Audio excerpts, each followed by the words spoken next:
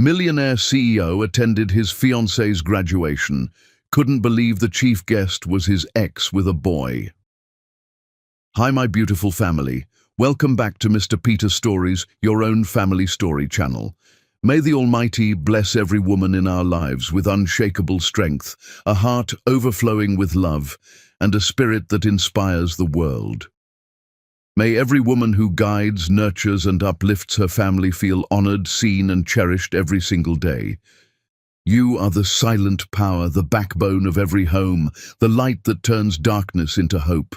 May your courage never falter, your wisdom always shine, and your sacrifices be celebrated, remembered, and blessed. I pray that your lives are filled with health, happiness, and endless blessings. May your hearts be free from sorrow, your steps guided by divine light, and may love surround you in every moment. You deserve the highest respect, the deepest honor, and the purest love for everything you give without asking anything in return. If your heart is true, like the video. If your love is real, write, "I am with Mr. Peter." Ashton Turner had learned to smile on command. A skill perfected over 5 years of board meetings, charity galas, and pretending his life had turned out exactly as planned. Today's smile felt different, heavier, like his face might crack under the weight of it. "Babe, we're going to be late." Molly Bradford adjusted her fascinator in the rear-view mirror, the tiny feathered thing perched on her blonde hair like an overpriced bird. "I didn't spend 2 years on this MBA to miss my own graduation." Ashton guided his Tesla into the Grandview University parking structure, the concrete smell mixing with Molly's perfume, something floral and expensive that never quite suited her. "We're 40 minutes early," he said, keeping his voice light. "You'll walk across that stage, collect your diploma, and I'll be the proudest fiancé in the room." She beamed at him, and guilt twisted in his chest. Molly was good, kind, came from the right family, understood his world, never asked questions that cut too deep. His mother adored her. His business partners approved. She checked every box that mattered. Except one. She wasn't Stephanie. The thought arrived uninvited, the way it always did, usually at 3 in the morning when Molly slept beside him and he stared at the ceiling, remembering a different woman's laugh, a different kind of fire. He shoved it down, buried it under the weight of logic and time and the future he'd already committed to.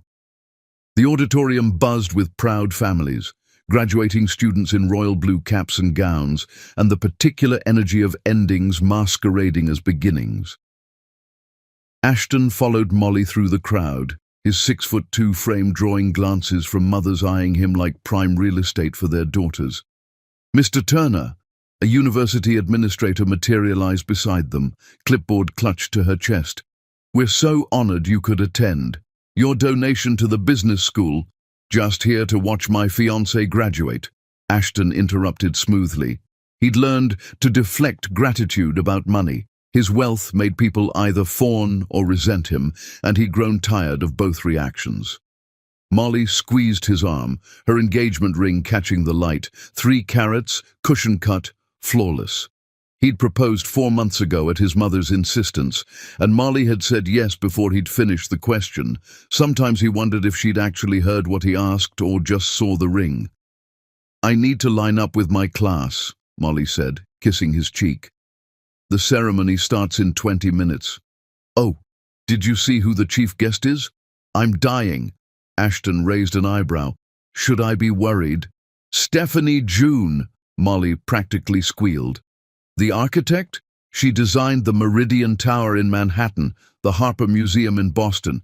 God, she's only 31, and she's already a legend. I've been obsessed with her work since undergrad." The world tilted. Ashton heard his own heartbeat in his ears, a dull, heavy thunder that drowned out everything else. "What?" "Stephanie June," Molly repeated, oblivious to the fact that her fiancé had stopped breathing. "I can't believe the university got her. She barely does public appearances anymore. Apparently she's very private." She glanced at her phone. "I have to go." "Love you." She disappeared into the sea of blue gowns, and Ashton stood frozen in the aisle, his mind fragmenting into 1,000 pieces of a past he'd spent 5 years trying to forget. Stephanie. Here. Today. Ashton Turner, is that really you? He turned to find Devon Matthews grinning at him, his old college roommate and current business partner looking distinctly out of place in a room full of graduate students. Devon's daughter was graduating too, the only reason their paths had crossed today. Devon. Ashton's voice sounded strange to his own ears. When did you get here? 10 minutes ago. Jade's around here somewhere, probably taking selfies. Devon studied Ashton's face. You look like you've seen a ghost. What's wrong? Before Ashton could answer, the lights dimmed. A hush fell over the auditorium. The ceremony was beginning. He moved on autopilot, finding his seat in the family section, his mind screaming static. Devon slid in beside him, still watching him with concerned eyes.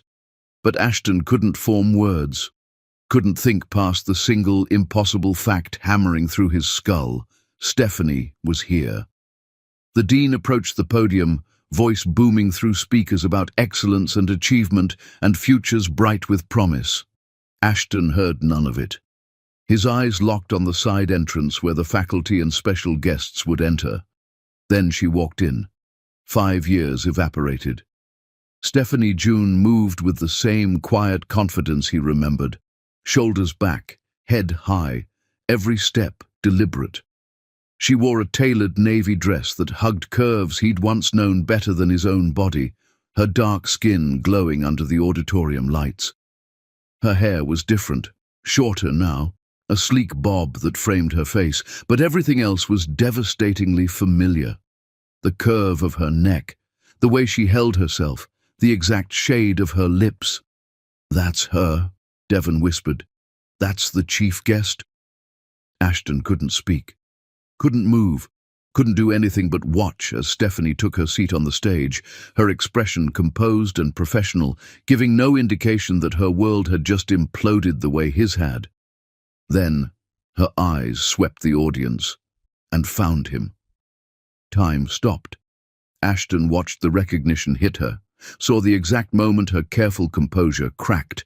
Her eyes widened just slightly, her hands gripped the armrests of her chair. Color drained from her face, then flooded back, her chest rising with a sharp breath. She looked away first, jaw tight, gaze fixed on some point above the audience's heads.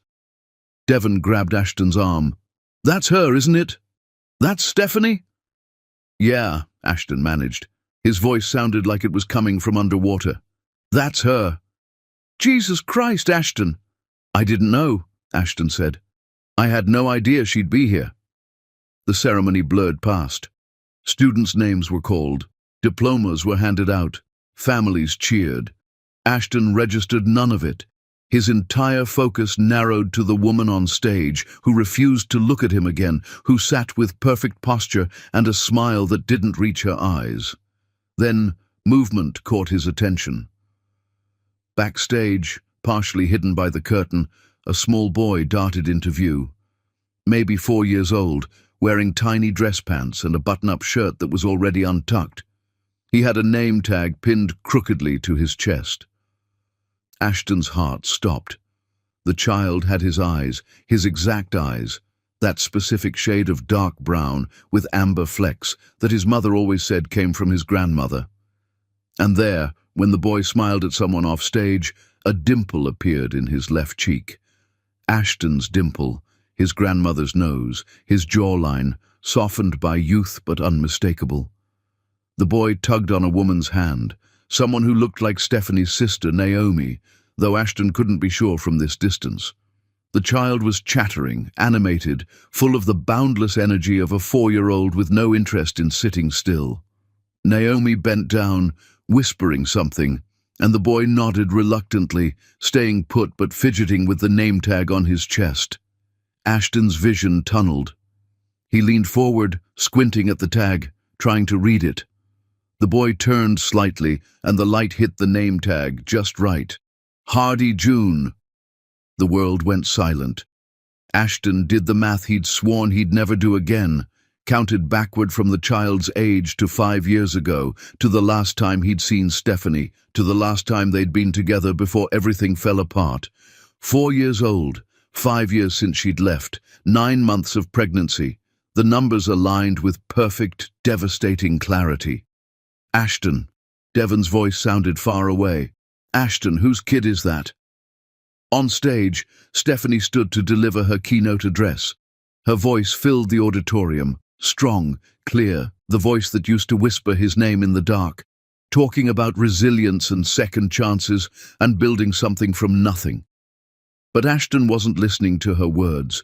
He was staring at the boy backstage, at Hardy, at the child who had his face, his eyes, his smile, at his son, the son he'd never known existed.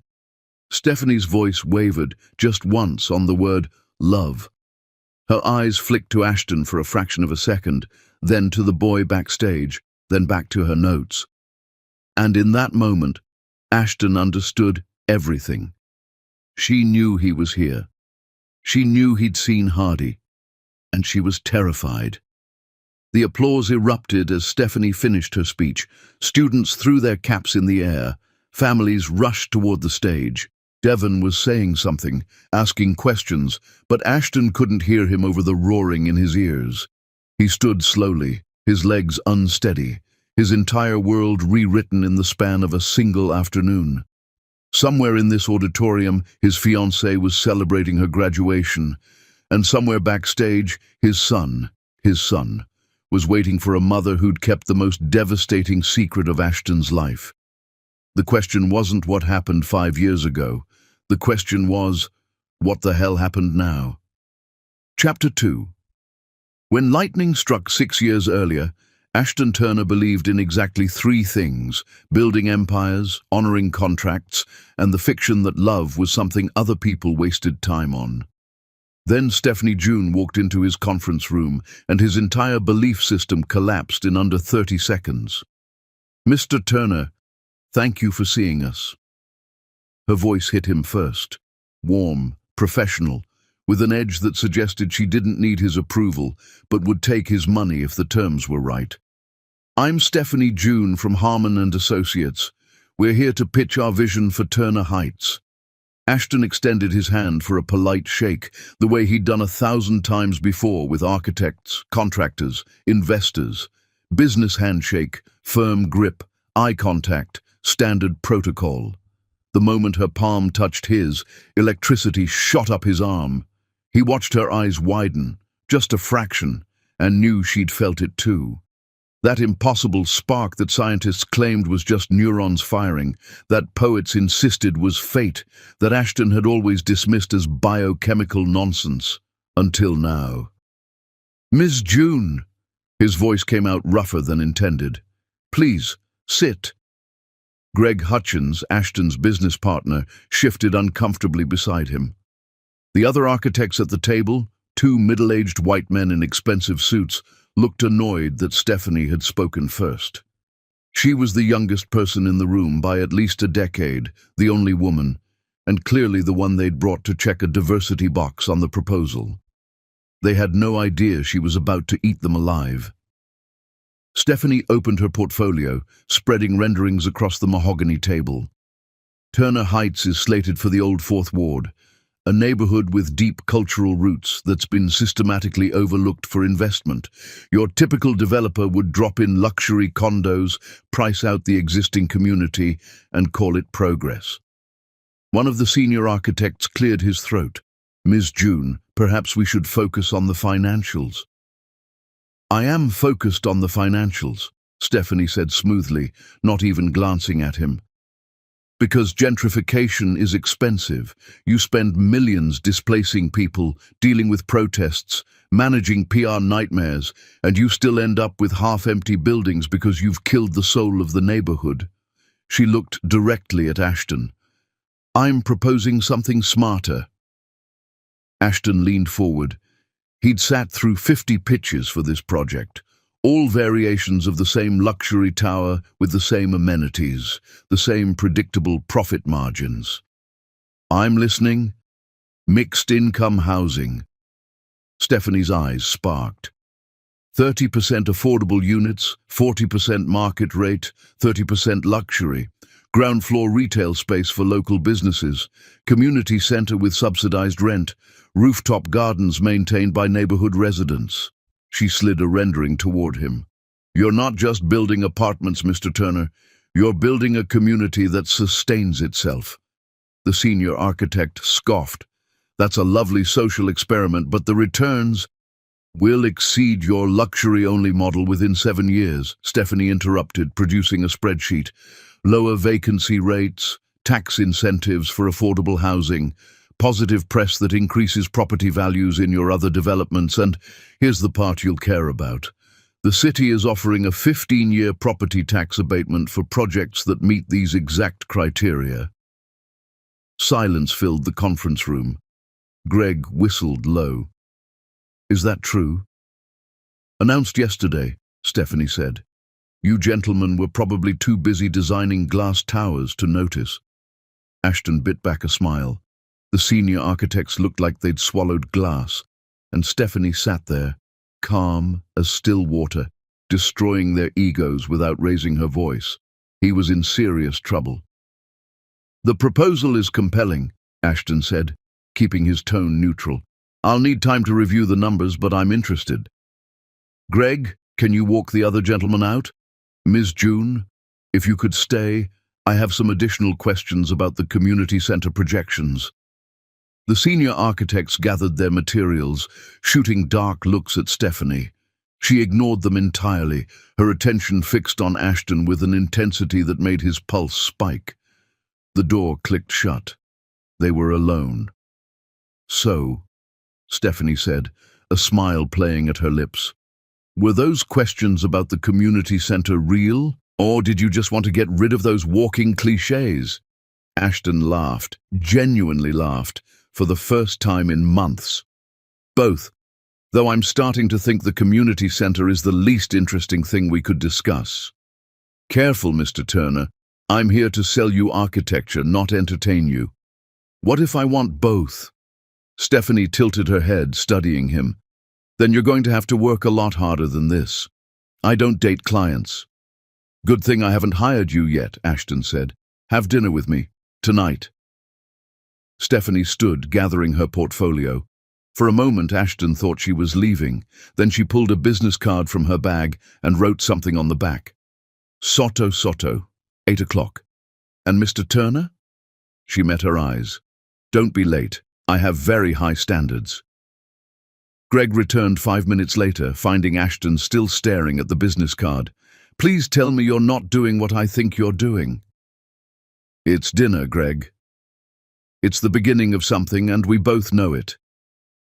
Greg leaned back. Your mother is going to lose her mind. She's already got a list of appropriate women for you. Stephanie June has a master's in architecture from MIT, Ashton said quietly. She's brilliant, fearless, and just revolutionized our approach to affordable housing. I don't give a damn which fork she uses. Greg whistled.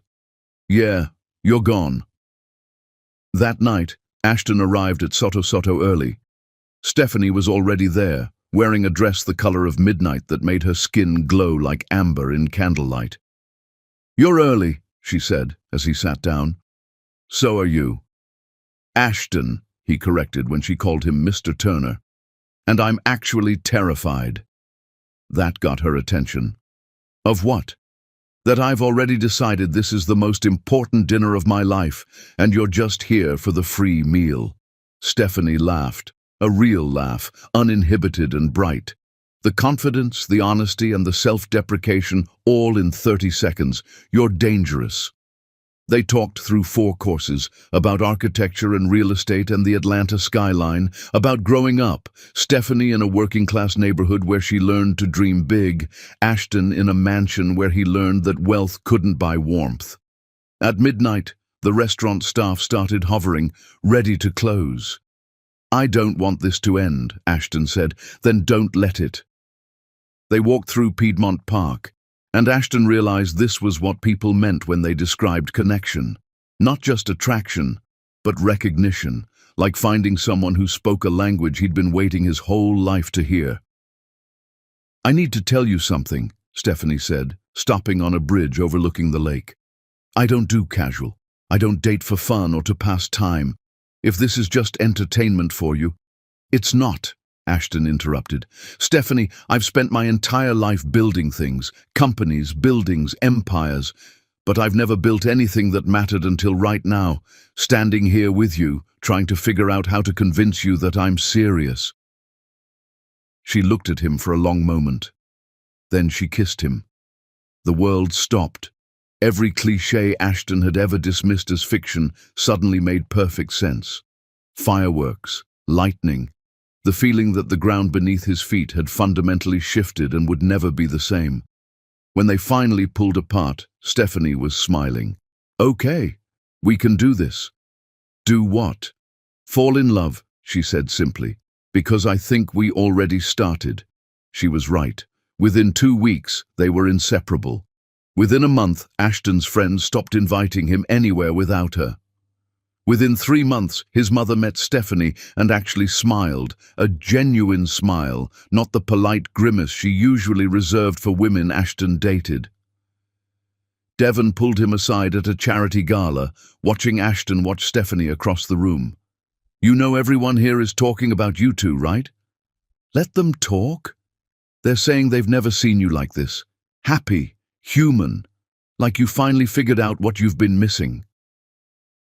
Ashton didn't take his eyes off Stephanie.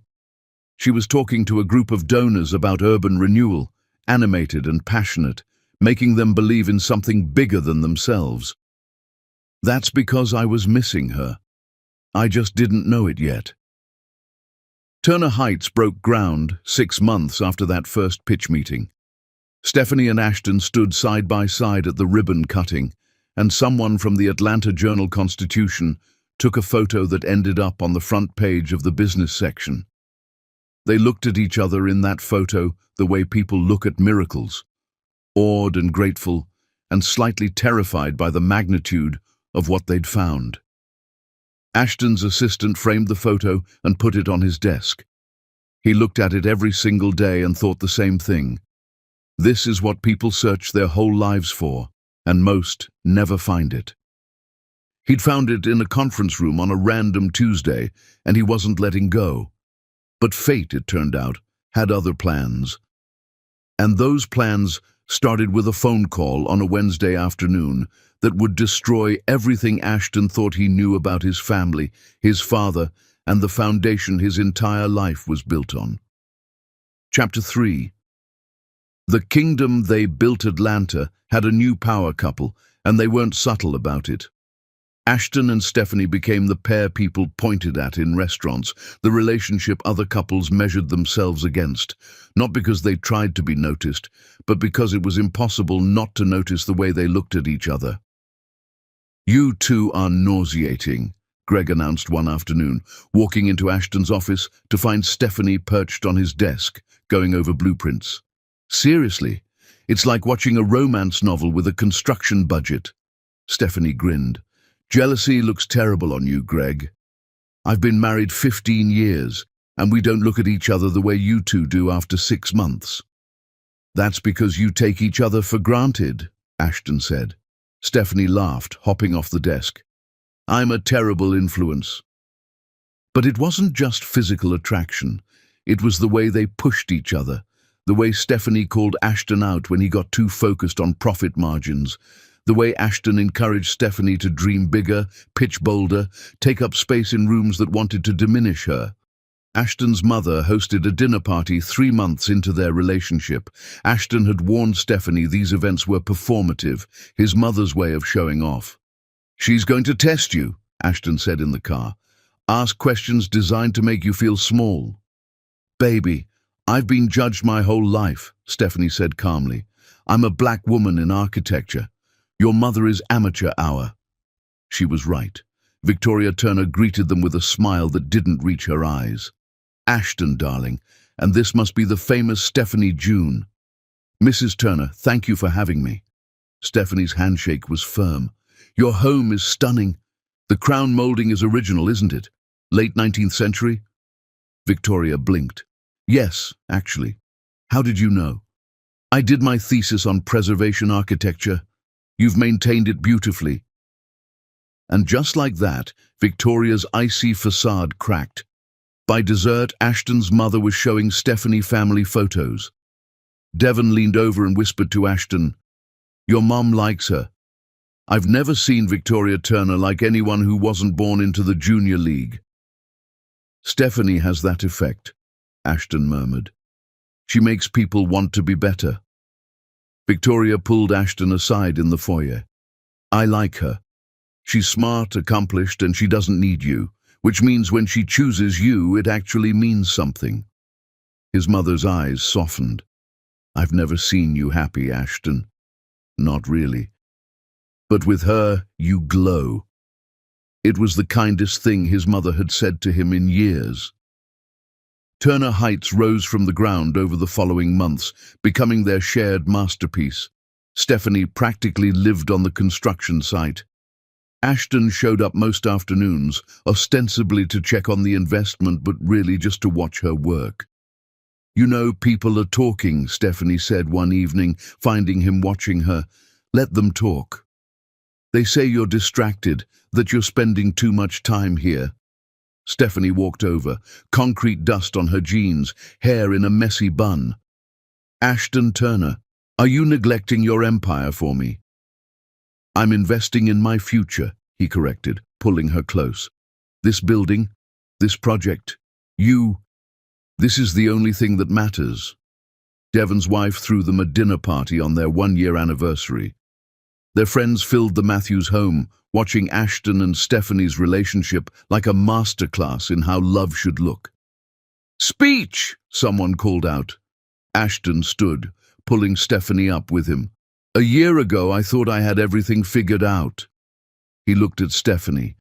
"Then this woman walked into my conference room and destroyed my entire life plan in the best possible way."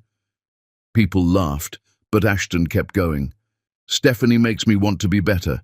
She's brilliant and fearless, and she sees the world not as it is, but as it could be. And somehow she sees that in me too." Devon raised his glass. "To Ashton and Stephanie, making the rest of us look bad for a solid year." Later, Devon pulled Ashton onto the back porch. "I need to tell you something. You're scaring me. I've been married 10 years. I love Rebecca. But watching you and Stephanie, I'm jealous. Because what you two have, that intensity, that partnership, most people never find that. Ever." Ashton looked through the window at Stephanie, laughing with Rebecca. "Don't take it for granted," Devon continued. "If you lose this, you'll spend the rest of your life trying to find it again." "I'm not losing her," Ashton said firmly. "Whatever it takes, I'm not losing her." It was a promise he meant with every fiber of his being. He had no idea how impossible that promise would be to keep. 3 months later, Turner Heights held its grand opening. The mayor spoke. The press covered it. But Ashton only had eyes for Stephanie, radiant in a red dress, giving interviews about architectural vision. "She's going to be famous," Greg murmured. "This project is going to launch her into the national spotlight." "Good. She deserves it." That night, they stood on the rooftop of Turner Heights. Their building, their vision, made real. The city sprawled beneath them. "I have something to tell you," Stephanie said. Ashton's heart leapt. "I got an offer," she continued, "from Kendrick and Associates in New York. They want me to lead their affordable housing division. It's massive, Ashton. The kind of platform I've been working toward my entire career." The world tilted slightly. "New York," Ashton repeated carefully. "I know it's far, and we're here, and we've built this life." She stopped. "But I can't stop thinking about it." Ashton was quiet for a long moment. Then he said, "Take it." "What?" "Take the job, Stephanie. This is your dream. I'm not going to be the man who holds you back. But we'd be in different cities. Then I'll move." The words came easily, because they were true. My company can operate from anywhere. We've been talking about expanding to New York for years. This is the perfect excuse. Stephanie stared at him. You'd move to New York for me. I'd move to Antarctica for you, Ashton said. Stephanie, you're my partner, my future, the person I want to build the rest of my life with. So yeah, if your dreams are in New York, then my dreams are in New York. She kissed him with urgency that took his breath away. I love you, she whispered. I've loved you since that first dinner, but I was too scared to say it. I love you too, Ashton said, and I'm going to prove it every single day for the rest of our lives. They had 3 more months of bliss, 3 more months of planning their move to New York, of dreaming about the future. 3 more months before Ashton's father died, and with him, every single promise Ashton had made shattered into pieces so small he'd spend the next 5 years trying to put them back together. Chapter 4. The Crash. Ashton's phone rang at 2 in the morning with the kind of call that rewrites lives. His father was dead, massive heart attack, gone before the ambulance arrived.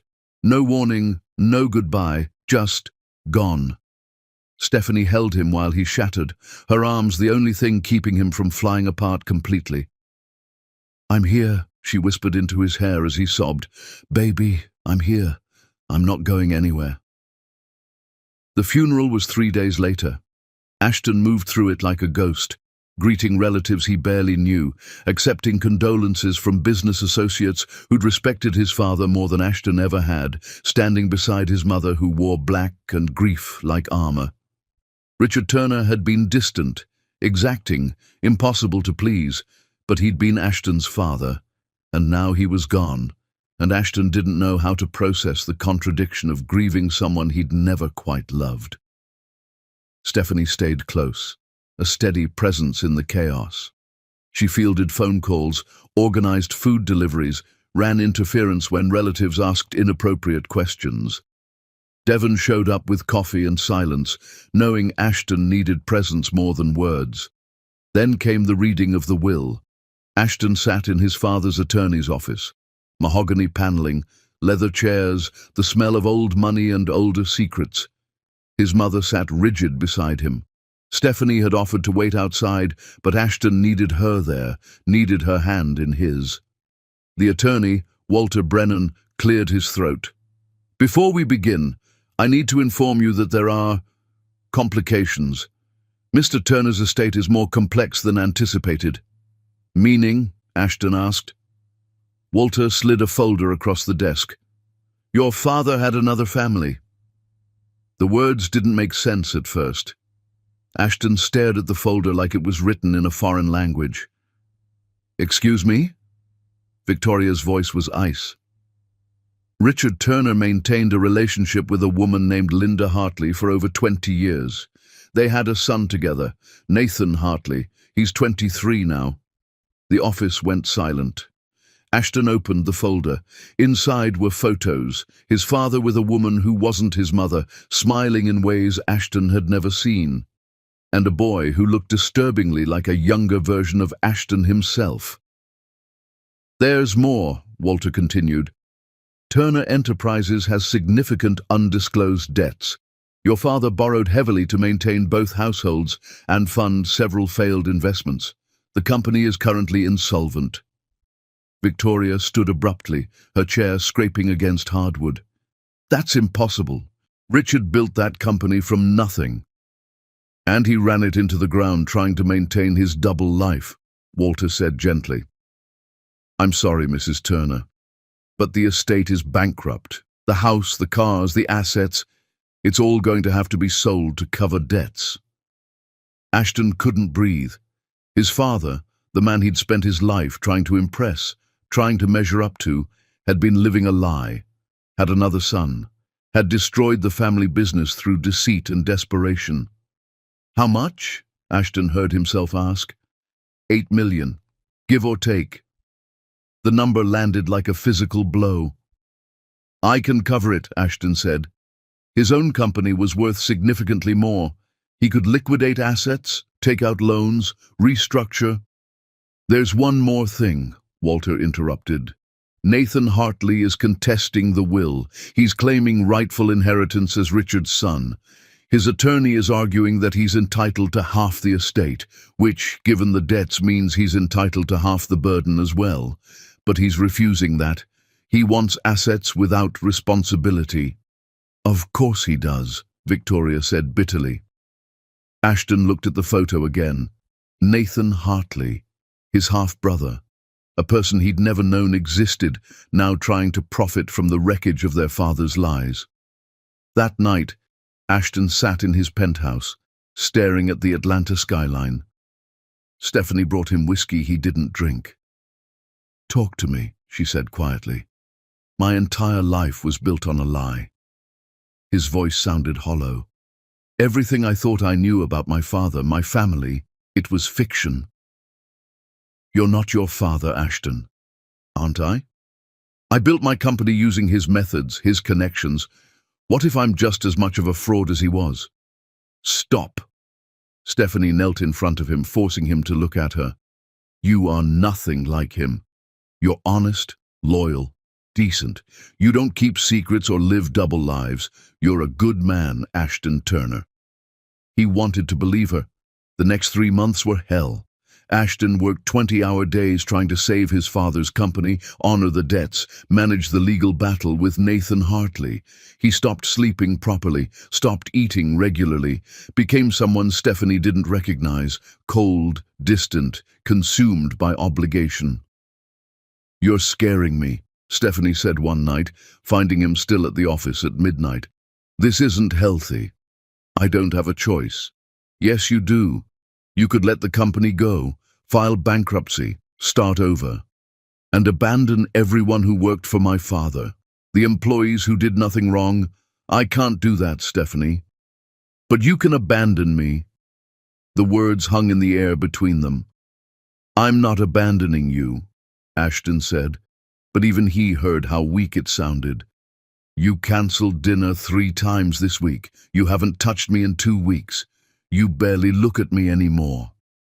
Stephanie's voice cracked. "I'm losing you, and I don't know how to stop it. I just need time. Time. Ashton, we were supposed to move to New York next month. I turned down the job because you kept pushing back the timeline, and now I don't even recognize you." Guilt and rage warred in Ashton's chest. He knew she was right, knew he was destroying the best thing in his life, but he didn't know how to stop the spiral. "Maybe you should take the New York job after all," he said quietly. Stephanie flinched like he'd struck her. "What?" "This is going to take months to resolve, maybe years.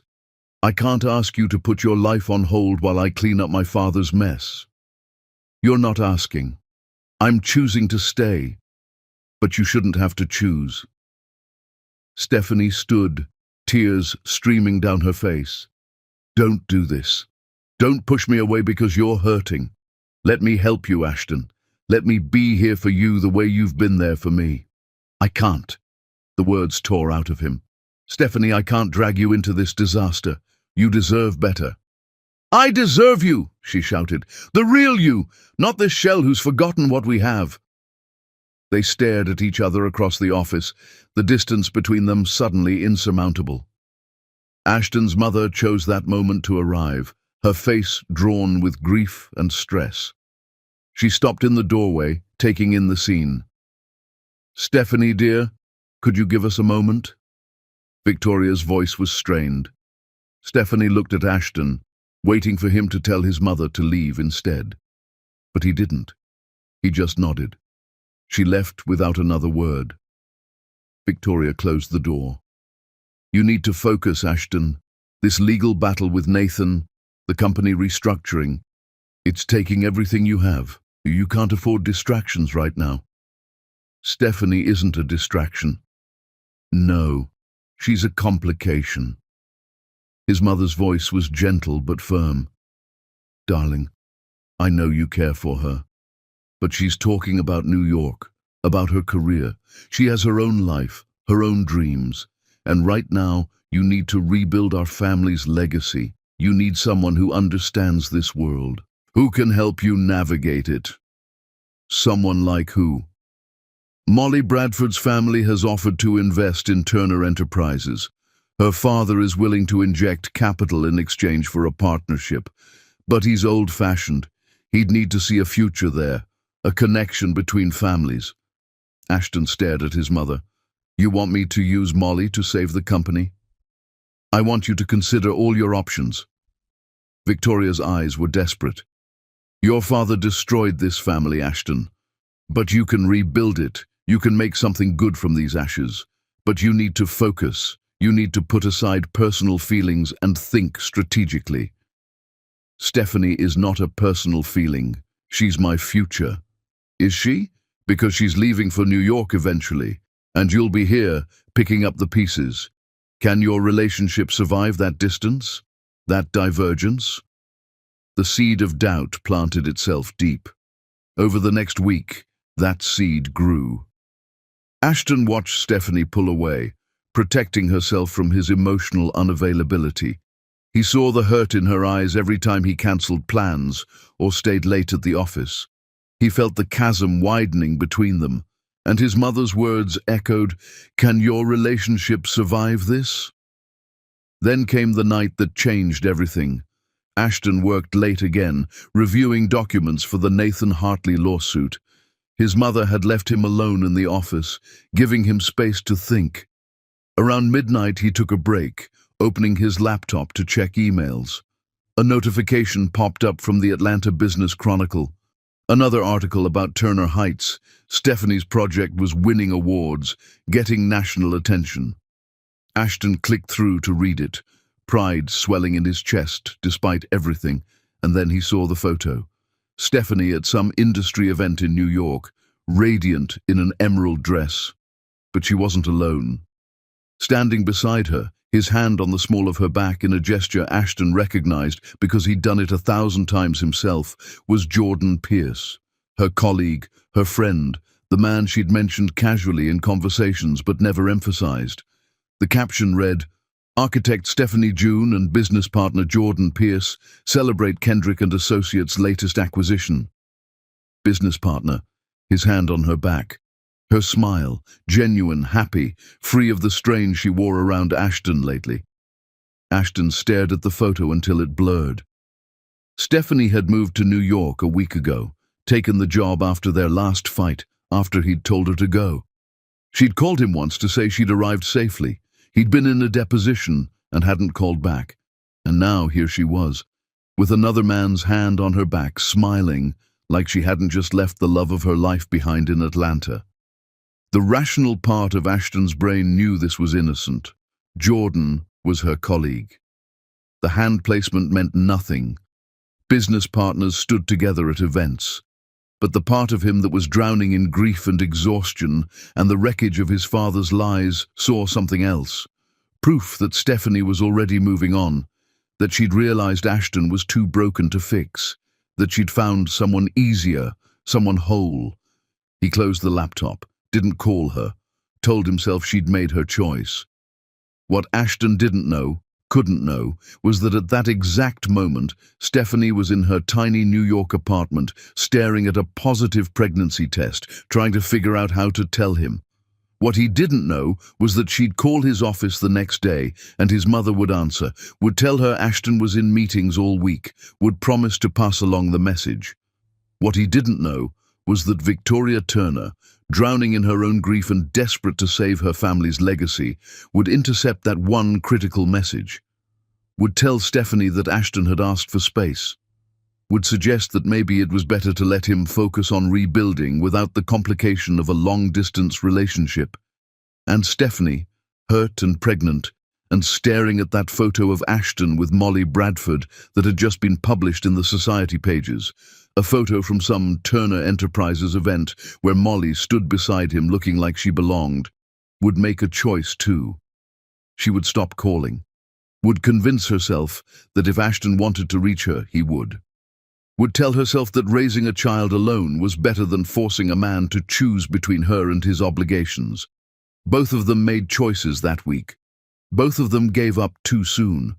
And both of them would spend the next 5 years believing the other had moved on, when the truth was they'd both been waiting for a phone call that never came. Chapter 5. The secret she carried. Stephanie June had always been strong. She'd survived being the only black girl in her architecture program, survived mansplaining clients and rooms full of men who dismissed her ideas, survived building a career in a field designed to exclude her. But sitting in her Manhattan apartment, staring at 2 pink lines on a pregnancy test, Stephanie didn't feel strong. She felt terrified. 2 months in New York, working brutal hours at Kendrick & Associates, trying to drown herself in blueprints so she wouldn't think about Ashton, trying to convince herself she'd made the right choice. And now this. Her phone sat on the bathroom counter. She'd tried calling Ashton's office yesterday, left a voicemail saying she needed to talk. Victoria had called back, not Ashton, his mother, saying Ashton was buried in depositions and meetings, that he'd specifically asked for space to focus. "He's not himself right now, dear," Victoria had said. "Perhaps it's better to give him time." The message was clear. Ashton didn't want to hear from her. Then Stephanie had seen the photo in the Atlanta Society pages, Ashton with Molly Bradford at some gala, looking every inch the power couple. The caption mentioned the rumored romance between the Turner and Bradford families. 2 months of silence. 2 months of watching him choose his family's legacy over what they'd built. Maybe Victoria was right. Maybe it was time to let go. Stephanie called Naomi instead.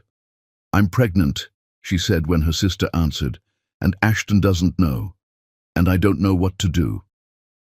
Naomi arrived the next day with suitcases and fierce determination. "Tell me everything." Stephanie told her about the pregnancy, about Victoria's message, about the photo of Ashton with Molly. "That manipulative witch," Naomi seethed. "Stephanie, you have to try again. Call him directly." "I can't." Stephanie's voice was hollow. "He's moved on. What am I supposed to do? Show up pregnant and ruin everything he's trying to salvage? He has a right to know about his child. And I have a right to protect myself and this baby from rejection." Stephanie touched her stomach. "I saw that photo. He looked comfortable, like he'd already replaced me." What Stephanie didn't know was that photo had been taken at an event Ashton's mother forced him to attend. That Ashton had spent the entire evening thinking about her. Pride and pain kept them both silent. "I'm staying," Naomi said firmly. "You're not doing this alone." The pregnancy was hard. Stephanie worked through morning sickness, through exhaustion. Several times she considered quitting, going back to Atlanta, trying one more time. But then she'd see another photo, Ashton at another event, Molly at his side, and Stephanie would convince herself that the Ashton she'd loved was gone. She sent one email, 3 months pregnant, desperate and scared. "Ashton, I need to talk to you. It's important. Please call me. S." Victoria intercepted it, deleted it, told herself she was protecting her son from complications, from a woman who'd already moved to New York and was probably involved with Jordan Pierce. Stephanie never knew the email was intercepted. After that, she stopped trying. Hardy Turner June was born on a freezing January night. When the doctor placed her son on her chest, tiny, perfect, screaming with healthy lungs, Stephanie looked into eyes that were unmistakably Ashton's and broke down sobbing. "He looks just like him," she whispered. Raising Hardy alone was the hardest thing Stephanie had ever done. She juggled midnight feedings and morning meetings, client presentations and toddler tantrums. Jordan became a lifeline, showing up with coffee and babysitting offers. The business press occasionally ran photos of them together at industry events. Stephanie never saw these photos, never knew that in Atlanta, Ashton saw every single one and convinced himself she'd moved on. Hardy was happy, curious and chatty and full of energy. But even at 3 years old, he started asking the question that broke Stephanie's heart. "Where's my daddy?" "Your daddy is a good man," Stephanie would say. "He just doesn't know about you, baby." Why doesn't he know? How do you explain pride and silence and two people who loved each other but gave up too soon? Stephanie had convinced herself that Ashton knew about Hardy through some gossip network and had chosen not to be involved, that his silence was deliberate. It was easier to believe than the alternative, that one intercepted email had stolen everything. Hardy's 4th birthday came and went. That night, after Hardy fell asleep clutching a new stuffed T-Rex, Stephanie sat on her apartment balcony and stared at the Manhattan skyline. Her phone buzzed with an email from Kendrick and Associates. They wanted her to give the keynote address at Grandview University in Atlanta. Stephanie's first instinct was to decline. But then she thought about Hardy, about how maybe it was time to face the past. "This is a bad idea," Naomi said. "What if you see him?" "Then I see him," Stephanie said. "It's been 5 years. He's probably married to Molly by now." She was lying. But sometimes lies are the only way forward.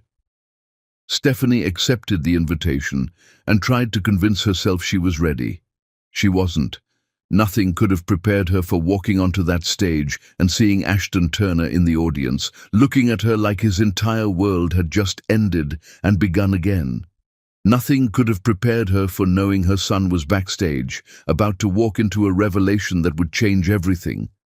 The past 5 years collapsed into nothing, and Stephanie knew with absolute certainty that everything was about to explode. Chapter 6.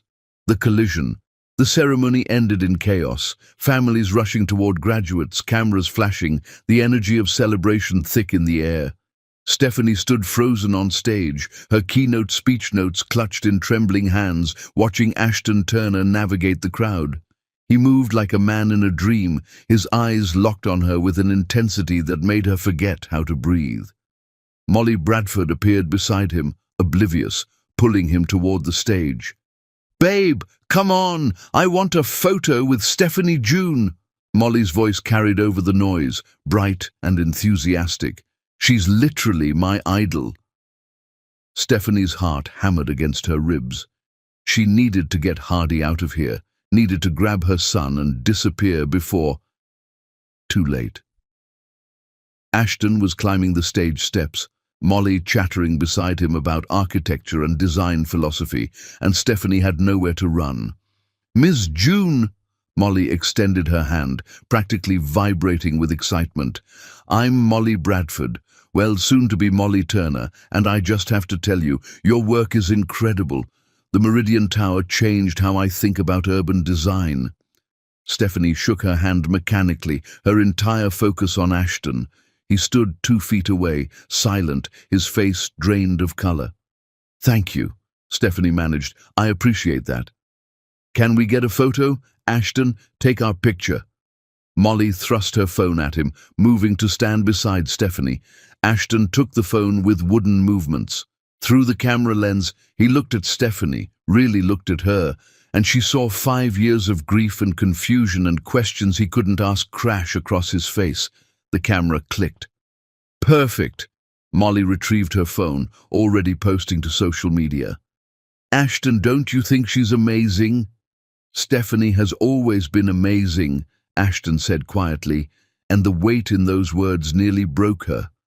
Before Stephanie could respond, small feet pounded across the stage. "Mommy! Mommy, Aunt Naomi said I was very good at sitting still, but I wasn't really, 'cause I kept wiggling, and she said that's okay because sitting still is boring." Hardy stopped abruptly, noticing the strangers around his mother. Stephanie's world narrowed to this single moment. Her son, standing in the spotlight. Ashton, seeing him for the first time. The truth, unavoidable and devastating, written in every line of Hardy's face. Ashton stared at the child, at the dark brown eyes with amber flecks, the dimple in the left cheek, the nose that belonged to Ashton's grandmother, the jawline that would someday mirror his own. "Who's this?" Molly bent down to Hardy's level, smiling. "Hi there, what's your name?" "Hardy June." The boy stuck out his hand solemnly, the way Naomi had taught him. I'm 4 years old. Well, 4 and 3 months and lots of days, but Mommy says I don't need to count all the days because that's too many numbers. Molly laughed, shaking his hand. It's very nice to meet you, Hardy. But Ashton wasn't laughing. Ashton had gone absolutely still, his brain making calculations he couldn't stop. 4 years old. 5 years since Stephanie left. 9 months for pregnancy. The math was brutal and perfect. Ashton? Molly looked up at him, confused by his expression. You okay? I need a minute. His voice sounded like it was coming from underwater. Excuse me? He walked off the stage blindly, and Stephanie watched him go, her heart breaking all over again. Is he all right? Molly asked, concern creasing her face. Graduation ceremonies can be overwhelming, Stephanie said, years of practice keeping her voice steady. So many people. Yeah, he's been weird all day. Molly stood, still looking in the direction Ashton had disappeared. I should probably check on him, but seriously, Miss June, thank you for your incredible speech. You're an inspiration. She left, and Stephanie immediately scooped Hardy into her arms. We need to go, baby. But Aunt Naomi said there would be cake. We'll get cake later. Right now, we need to leave. Stephanie carried her son down the stage steps, searching for Naomi in the crowd. She found her sister near the exit, talking to someone Stephanie didn't recognize. Naomi, we need to go. Now. Naomi turned, took one look at Stephanie's face, and understood. What happened? He saw Hardy. He knows. Oh, Stephanie? The voice came from behind them, and Stephanie's entire body went rigid. She turned slowly to find Devon Matthews standing there, shock written across his face. Ashton's best friend, the man who'd been at every dinner party, every celebration, every moment of their relationship. Devon looked at Hardy, then at Stephanie, then back at Hardy. Jesus Christ, he breathed. Devon, that's Ashton's son. It wasn't a question. Stephanie, that's his son. People were starting to notice, to turn and stare. Naomi stepped closer, protective. This isn't the place, Naomi said firmly. Does he know? Devon demanded. Does Ashton know he has a son? Not until today, Stephanie said, her voice barely above a whisper. Why didn't you tell him? Stephanie, for God's sake, I tried. The words burst out of her, sharp and desperate. I called his office. I sent an email. His mother said he needed space, that he was with Molly now. What was I supposed to do, Devon? Force my way into his new life? Devon's face went pale. Victoria, what did Victoria tell you exactly? That Ashton was focused on rebuilding, that he'd asked for space, that Stephanie stopped, seeing something shift in Devon's expression. What? Ashton never asked for space. He's been... Devon ran his hands through his hair. Stephanie, did you send him anything in writing? An email? A letter? One email. 3 months after I moved to New York, he never responded. And you're sure you sent it? Yes, Doubt crept in. I sent it to his work email, the one I'd always used. Devon pulled out his phone, typing rapidly. What was the date? Stephanie told him, her heart starting to race. And the subject line? Need to talk. I kept it vague because I didn't want to tell him about the pregnancy in an email. Devon's face darkened as he scrolled through something. There's no record of it in his inbox. I have access to his email system through our partnership. Stephanie, that email never reached him. The world tilted. But I sent it. I know I sent it. I believe you, but someone deleted it before Ashton saw it. Devon looked at her, realization dawning. Victoria has administrative access to Ashton's email. She's had it since Richard died. Insisted on helping manage his communications during the crisis. Stephanie felt sick. She deleted my email? I don't know for certain, but... He stopped, his eyes widening as he looked past Stephanie's shoulder. She turned to find Ashton standing 10 feet away, having heard every word. And beside him, confusion morphing into horror, stood Molly Bradford. The auditorium seemed to go quiet, though hundreds of people still talked and laughed around them. Stephanie felt like she was underwater, everything muffled and distant, except for the pounding of her own heart. Hardy, sensing the tension, buried his face in Stephanie's neck. Molly spoke first, her voice shaking. "Someone want to tell me what's going on?" Ashton couldn't take his eyes off Hardy, off the child who had his face, his eyes, his entire genetic blueprint written in miniature. "Is he mine?" Ashton's voice cracked. "Stephanie, is that boy mine?" The question hung in the air, impossible to avoid. Stephanie shifted Hardy in her arms, feeling her son's small heart beating against her chest. She'd imagined this moment 1,000 times over the past 4 years, what she'd say, how she'd explain. But none of her rehearsed speeches prepared her for the devastation in Ashton's eyes. "Yes," she whispered. "His name is Hardy. He's 4 years old, and he's your son." Molly made a sound like she'd been punched. Ashton took a step forward, then stopped, his hands shaking. "How long have you known?" "Since I was 2 months pregnant." "And you never told me?" The words came out raw, broken. 5 years, Stephanie, 5 years, and you never—" "I tried." Stephanie's voice rose, drawing more attention. People were definitely staring now, phones coming out. "I called you, I sent an email. Your mother told me you needed space, that you were with Molly. What was I supposed to do?" "You were supposed to tell me I had a son." "You made your choice. I saw the photos, Ashton. You with Molly at every event, looking like the perfect couple.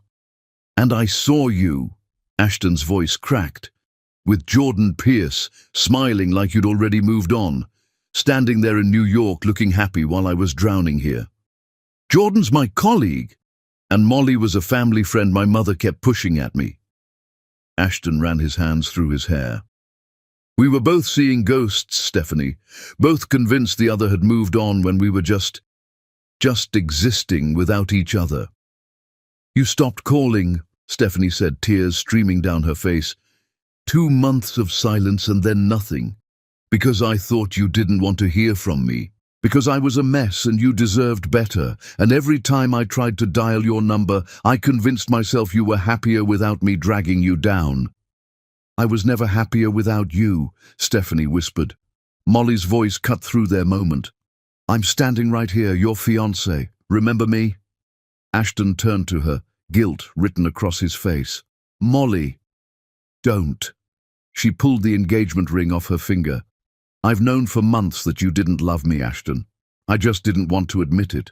But watching you look at her, at your son, God, I was so stupid to think I could make you forget her."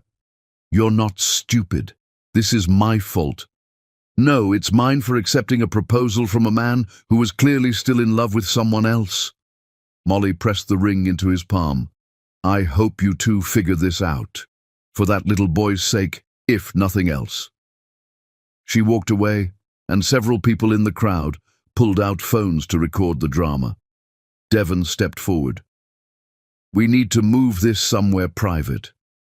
But Hardy chose that moment to peek out from his mother's shoulder.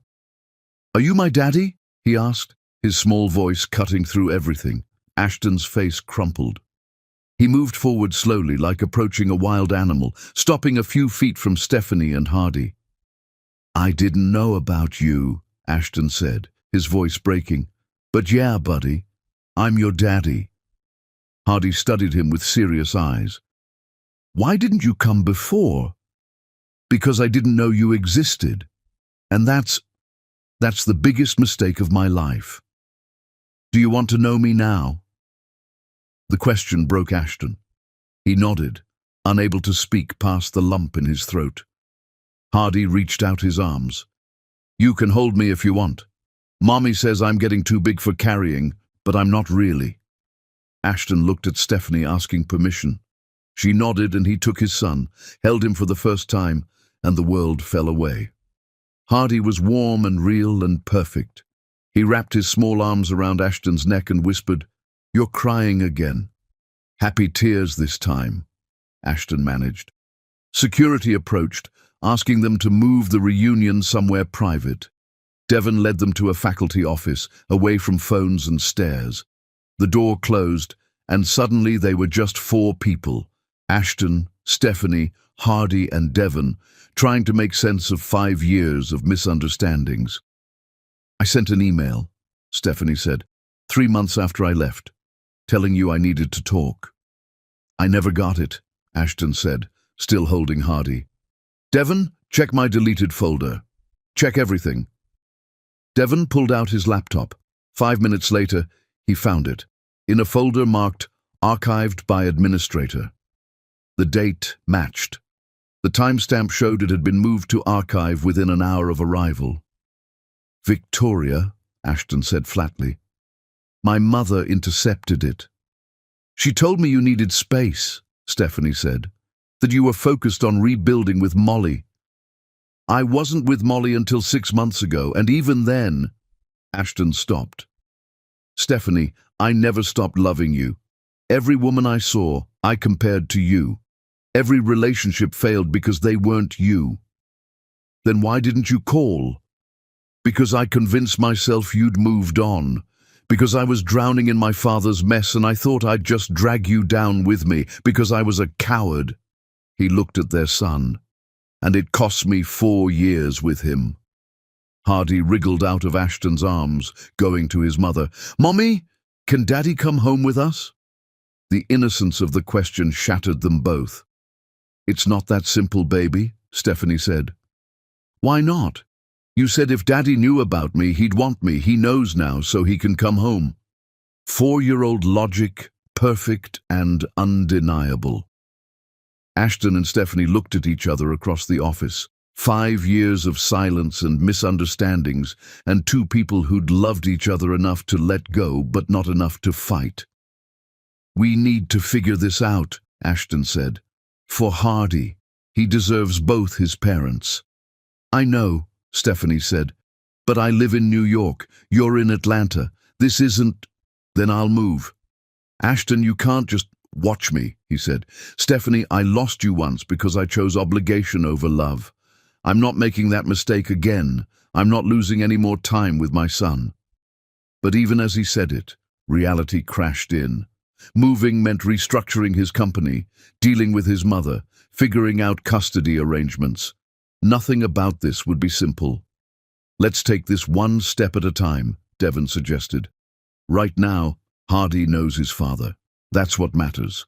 The rest, we'll figure out the rest."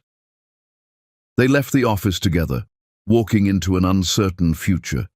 Cameras still flashed, people still stared.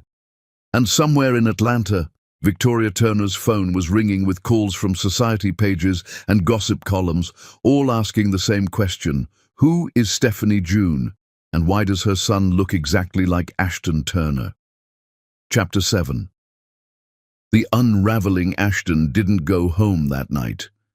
He sat in his Tesla in the Grandview University parking lot, the engine off, his hands gripping the steering wheel like it was the only thing keeping him tethered to reality.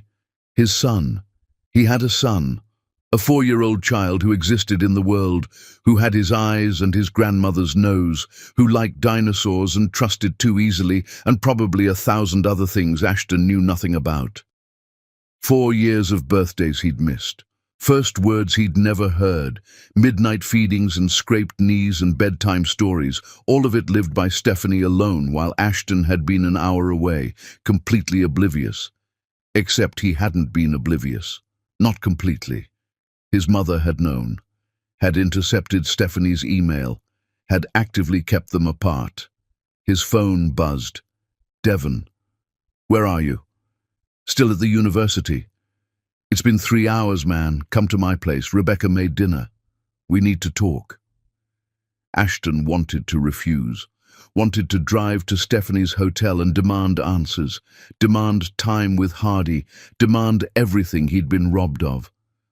But Devon's voice carried the weight of 20 years of friendship, and Ashton was too shattered to argue. He drove to Devon's house on autopilot. Rebecca Matthews answered the door, her face gentle with sympathy.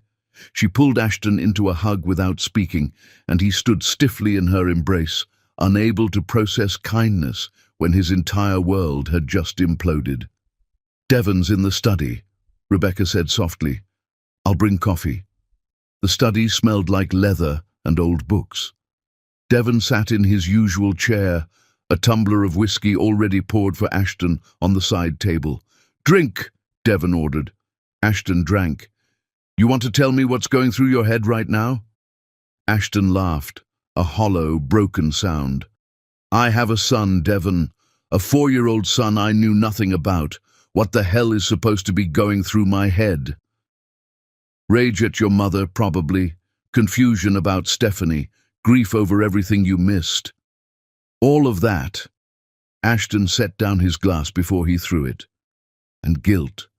So much guilt I can't breathe around it." "Why guilt?" "You didn't know. But I should have tried harder. When Stephanie stopped calling, I should have flown to New York. Should have shown up at her apartment. Should have fought for her instead of convincing myself she was better off without me." "Stop." Devon leaned forward. "You were drowning in grief and debt and legal battles. You made the best decisions you could with the information you had, which included believing my mother when she said Stephanie needed space." Ashton's voice turned bitter. "How stupid was I, Devon? How blind? You were trusting your mother during the worst period of your life. That's not stupid. That's human." Ashton stood, pacing. "I missed everything. His first steps, his first words, teaching him to ride a bike. Does he even know how to ride a bike? I don't know, Devon. I don't know anything about my own son." Rebecca appeared in the doorway with coffee, setting the tray down silently. She caught Ashton's eye and mouthed, "It's going to be okay." Ashton wished he could believe her. "What are you going to do?" Devon asked. "I don't know.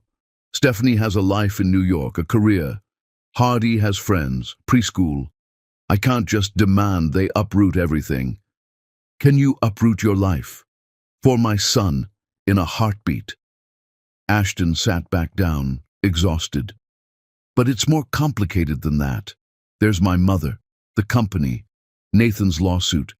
I can't just disappear to New York and leave everything unresolved." "Then resolve it." "It's not that simple." "Make it simple," Devon said firmly. "Ashton, your father's been dead for 5 years. You've spent that entire time cleaning up his messes, honoring his debts, trying to rebuild a legacy that was built on lies. When does it end? When do you get to live your own life?" The words hit like a physical blow. "Nathan's lawsuit could take years to settle," Ashton said quietly. "And if I leave now, the company will survive. You've got competent people. Hell, promote Greg to CEO. He's been running most of the day-to-day anyway." Devon paused. "The question isn't whether you can leave. It's whether you're brave enough to choose your son over your father's legacy." "That's not fair." "Life isn't fair. But you've got a second chance with the woman you love and a son who needs his father. Don't waste it because you're afraid of disappointing a dead man who disappointed you your entire life."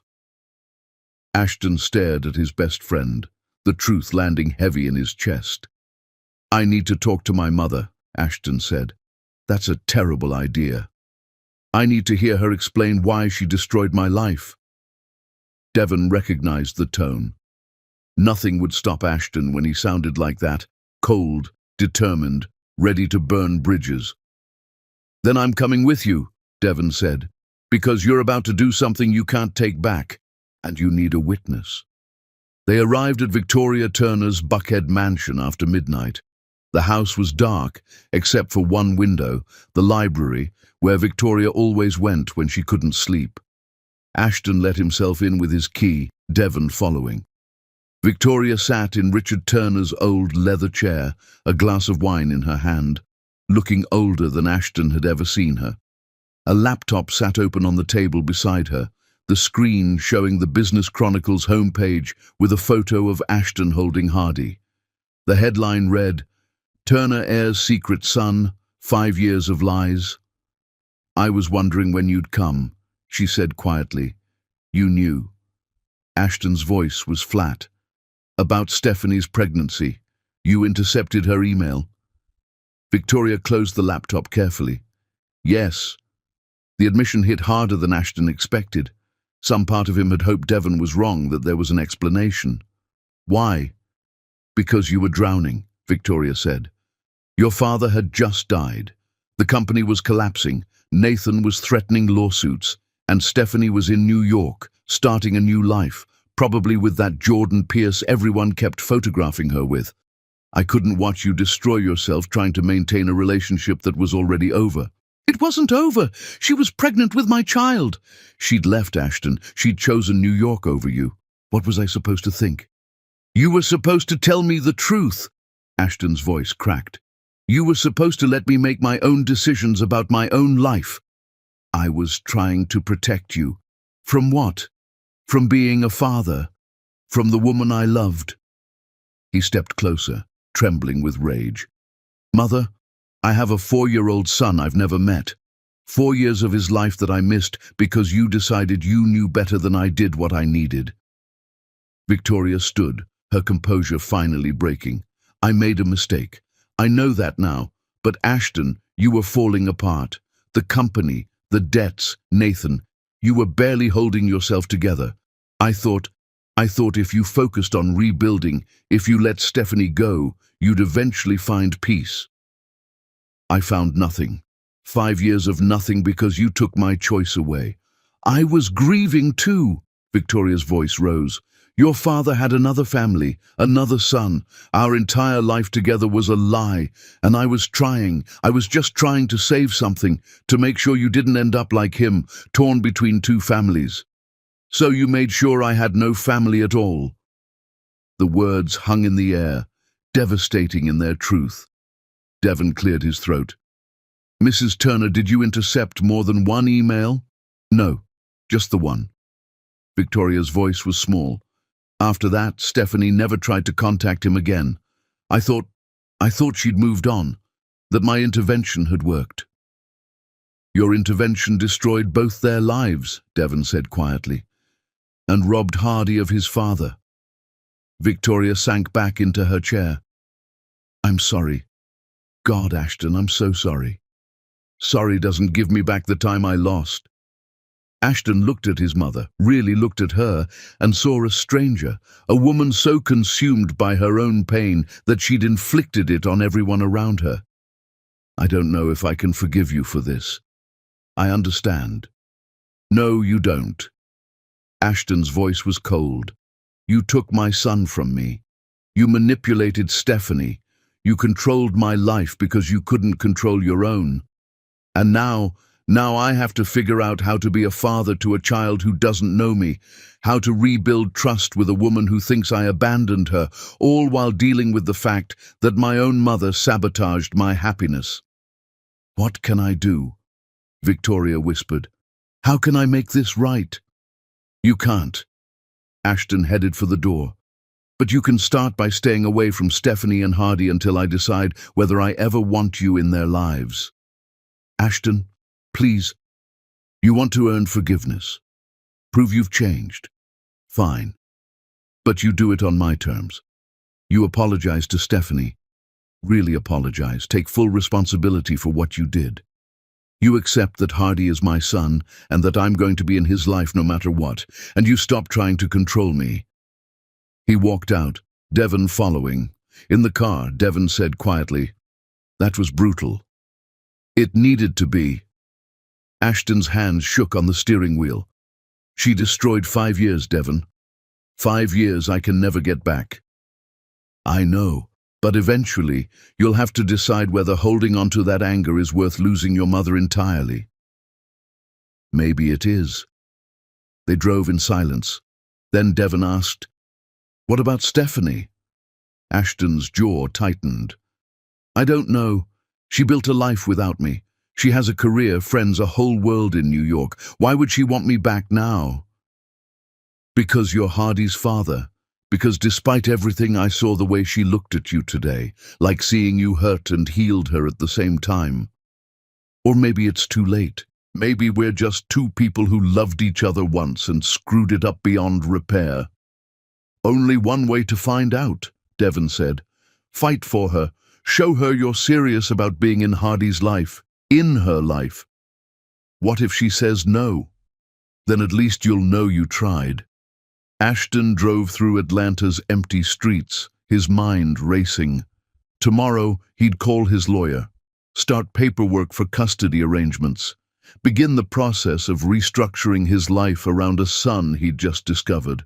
But tonight, he let himself grieve, for the time he'd lost, for the family he'd missed building, for the woman he'd loved and lost and might never get back. And somewhere in a hotel room across town, Stephanie was doing the same. Chapter 8. The Boy Who Looks Like Him. Stephanie didn't sleep that night. She sat on her hotel balcony, watching Atlanta's skyline and trying to process the fact that Ashton knew. After 5 years of carrying this secret, it was out. And the look on his face when he'd held Hardy, like his entire world had shifted, that look was seared into her memory. You should try to rest, Naomi said, appearing with tea. Hardy's finally asleep. Stephanie took the tea but didn't drink it. Hardy spent 4 years without a father because I gave up, because I didn't fight hard enough. Stop! Naomi sat beside her. You did what you thought was right. Victoria manipulated both of you. This is not your fault. But I should have known, should have questioned why Ashton would completely ghost me. Stephanie's phone buzzed, a text from an unknown number. It's Ashton. I need to see Hardy tomorrow, need to talk to you, please. Her hands trembled as she read it. He wants to see Hardy tomorrow, Stephanie said. Are you going to let him? He's Hardy's father. I can't keep them apart. She looked at her sister. But I'm terrified. What if this is just shock? What if he realizes fatherhood is too complicated? You saw Ashton's face today. That man is destroyed. I don't think he's going anywhere. Stephanie texted back, Piedmont Park. Tomorrow at 10 a.m. Hardy likes the playground there. The response came immediately. Thank you. I'll be there. The next morning, Stephanie tried to explain something inexplicable to a 4-year-old. Remember the man from yesterday? Hardy nodded, chewing on his waffle. The crying man. Yes, his name is Ashton, and he's your daddy, Hardy. The waffle stopped halfway to his mouth. My daddy? The one you said loved me but didn't know about me? Yes, baby. Why didn't he know? Because some grown-up things got very complicated. But he knows now, and he wants to spend time with you. Is that okay? Hardy thought about it with serious concentration. Does he like dinosaurs? I don't know, you can ask him. Okay. And if he doesn't like dinosaurs, can we still keep him? Stephanie's heart cracked. Yeah, baby, we can still keep him. Ashton arrived 15 minutes early, clutching a bag from the toy store and looking like he'd barely slept.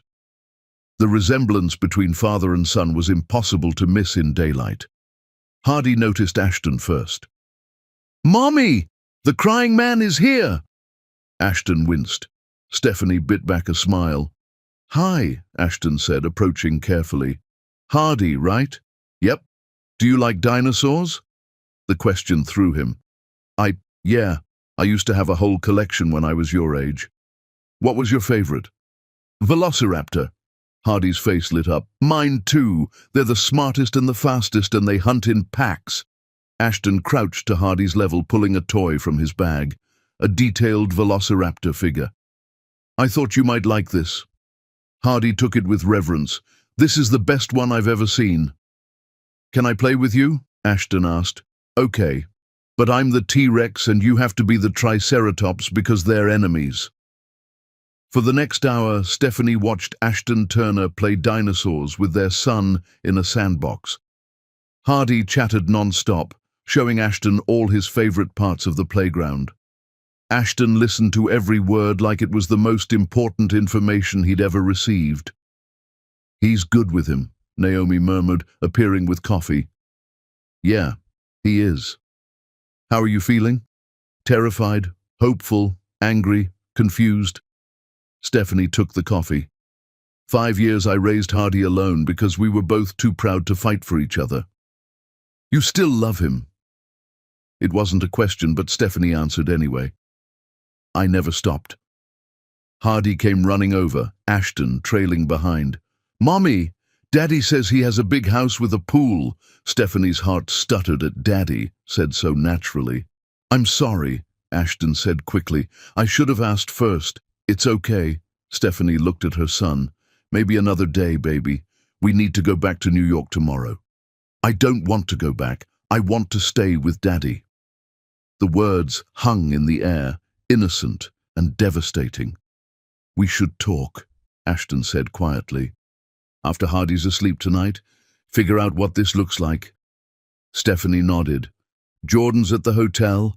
He can watch Hardy. Ashton's expression flickered. Jordan Pierce? Your colleague? My best friend, Stephanie corrected. That evening, Stephanie met Ashton at a quiet restaurant. I saw the photos, Ashton said without preamble, of you and Jordan. Those were work events. Jordan's my business partner, nothing more. And I saw you with Molly at every charity gala. Those were obligations. My mother kept pushing her at me, and I went along because I didn't care anymore, because no one was you. They sat in silence. We both made assumptions, Stephanie said quietly. Both convinced the other had moved on. I should have fought harder, should have shown up in New York. I should have tried more than one email. Where do we go from here? Ashton asked. Hardy needs stability. I can't just uproot him. And I can't ask you to. Ashton leaned back. But I also can't miss any more of his life. I need to be his father, and weekend visits aren't enough. What are you suggesting? I'm suggesting I move to New York. Be there for Hardy every day. Stephanie's breath caught. That's insane. Your entire life is in Atlanta. My son is in New York. That's the only thing that matters. And what about us? The question escaped before she could stop it. I still love you, Ashton said simply, but I also know I can't just pick up where we left off. We're different people now. We have a son to think about. So what does that mean? It means we take this slow. We focus on Hardy, on building trust. And maybe somewhere in that process, we figure out if we can be more than that again. Stephanie wanted to say yes immediately, but she'd spent 5 years building walls. I need time, she said. Time to see if you're serious. Time to make sure Hardy's protected if things don't work out. I understand. Take all the time you need. And Ashton, if you're going to be in Hardy's life, you're all in. No halfway commitments. That little boy has spent 4 years asking about his father. I won't let him get attached just to lose you. I'm not going anywhere, Ashton said. I promise. Whatever happens between us, I'm Hardy's father. Nothing changes that. They left with more questions than answers, but also with something they hadn't had in 5 years. A chance. Over the next week, Ashton flew to New York twice, took Hardy to museums and playgrounds, read him bedtime stories, and learned his son was terrified of the dark but loved rainstorms, and Stephanie watched, guarded and hopeful, as the man she'd loved became the father her son deserved. But the question remained, could they ever be more than just parents to Hardy, or had 5 years broken them beyond repair? Chapter 9. The Reckoning. The email arrived on a Tuesday afternoon, sent from Victoria Turner's personal account to both Ashton and Stephanie. I'm hosting a family dinner this Sunday. Your presence, all 3 of you, is requested. I owe you both an apology, and I owe my grandson a chance to meet his grandmother. Please consider coming. Victoria. Stephanie showed the email to Naomi, who immediately went into protective mode. Absolutely not. That woman destroyed 5 years of your life. but Stephanie was already typing a response. "We'll be there, but Victoria, if this is some attempt to manipulate us again, we're walking out. Hardy deserves to meet his grandmother on our terms." The response came within minutes. "Understood. Thank you." Ashton called that evening. "You don't have to do this.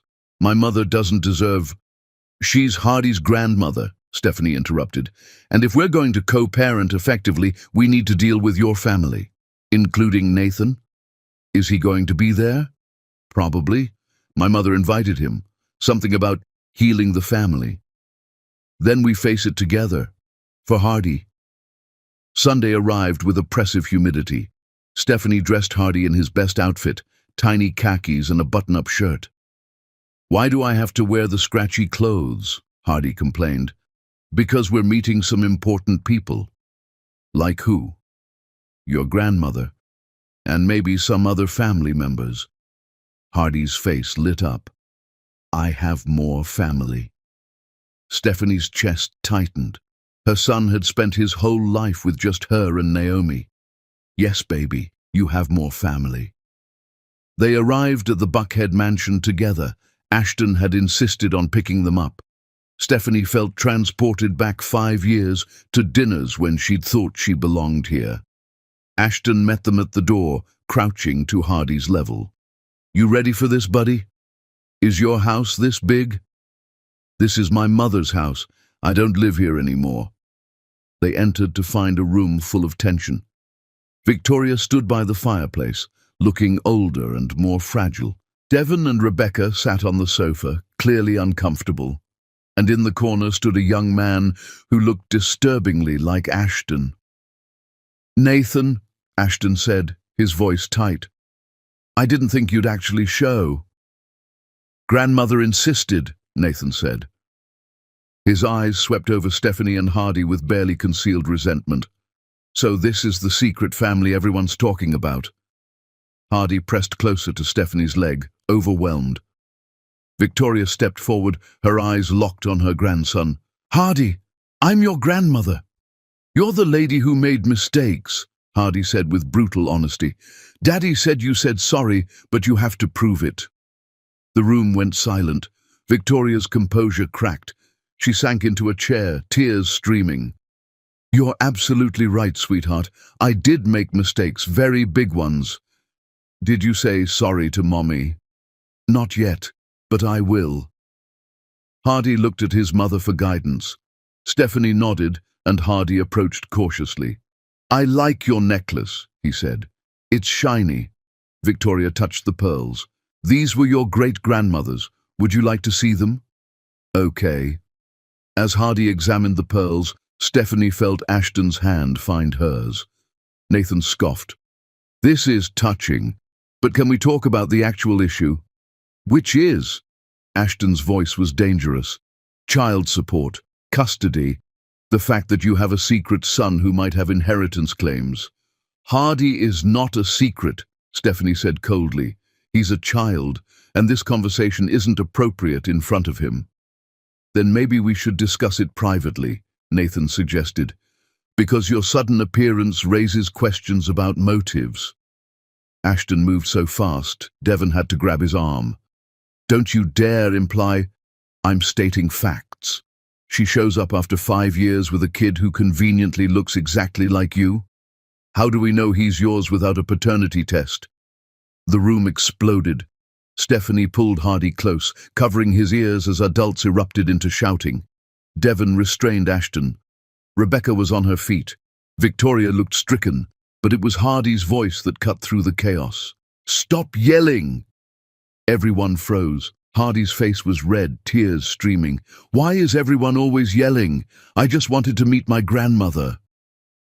The sound of a 4-year-old sobbing broke something in the room. Stephanie immediately picked him up, heading for the door.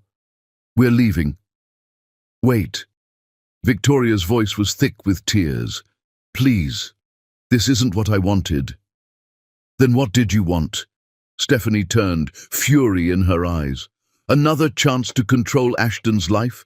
To interrogate me? To subject my son to your family's toxicity?" I wanted to apologize, Victoria said.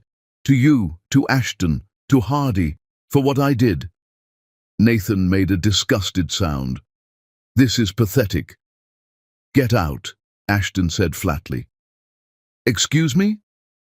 You're not family, Nathan. You're a bitter stranger who shares some DNA. Until you can show up without accusations, you're not welcome. Nathan grabbed his jacket and left, slamming the door.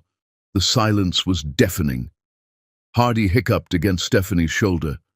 I don't like that man. Neither do I, buddy, Ashton said, touching his son's back. I'm sorry. This wasn't supposed to happen. Victoria stood, hands shaking. Stephanie, I need to say something, and I need you to hear it. Stephanie waited, Hardy still clinging to her. I didn't intercept your email to protect Ashton, Victoria continued. I did it to protect myself. I was so angry at Richard for his double life, so terrified of losing control, that I destroyed yours. I saw you as a threat to my influence, so I removed you. The raw honesty shocked everyone. I told myself you'd moved on, that the photos of you with Jordan Pierce meant you were happy. I convinced myself I was doing everyone a favor. Victoria wiped her eyes. But I was just a grieving woman who couldn't stand that my son had found something real when everything in my life had turned out to be a lie. Ashton stared at his mother, seeing her clearly for the first time. I don't expect forgiveness, Victoria said. But Stephanie, I need you to know I destroyed something precious because I was in pain, and I will spend the rest of my life regretting it. Stephanie set Hardy down carefully. You kept Ashton from his son. You lied to both of us. You stole 5 years. I know. And now you want absolution? No. Victoria's voice was steady despite her tears. I want you to know the truth, that I was wrong, that my grief doesn't excuse what I did, and that if you choose to never let me know my grandson, I'll understand. Hardy tugged on Stephanie's hand. Mummy? Can grandmother stay? Baby, this is complicated. But she said sorry. You always say when people say sorry and mean it, we should give them a chance. Hardy looked at Victoria. Do you mean it? More than anything, Victoria whispered. Then she can stay. Hardy's logic was simple, but no more yelling. Stephanie looked at Ashton, a silent question passing between them. Ashton crouched beside his son. Buddy, sometimes sorry isn't enough. Sometimes people hurt us so badly that we need time before we can trust them again. But she's family, Hardy said.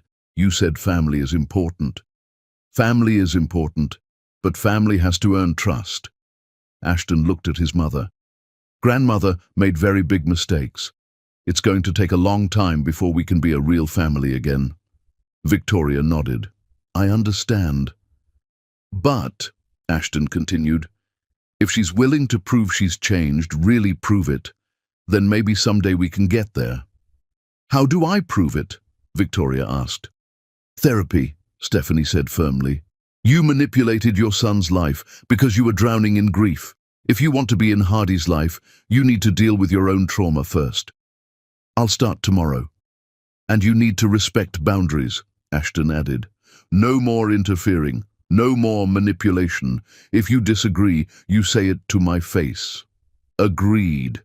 And you need to understand something very clearly. Stephanie's voice was steel. Hardy is my son. I make the decisions about his well-being.